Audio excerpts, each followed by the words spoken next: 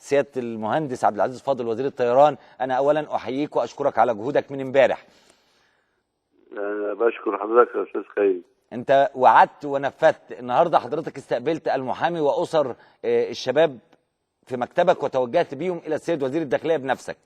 هو حضرتك فعلا سيادتك صاحب هذه المبادره الجميله، وهم فعلا الاهالي يجوا لي في المكتب قبل صلاه الجمعه ومعاهم المحامي، وعلى الفور تم التنسيق مع السيد وزير الداخليه، وبحب اشكر حضرته على انه دعم هذه المبادره، وبرضه بمباركه من السيد رئيس الوزراء.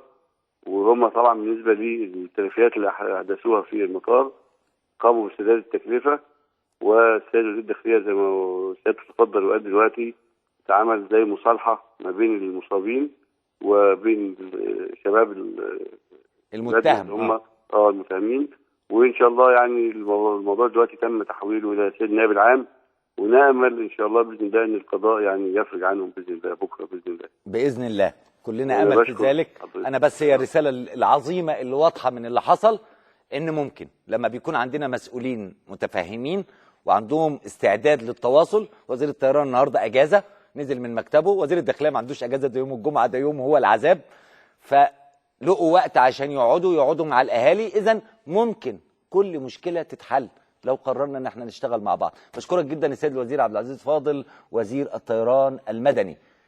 ممكن نعمل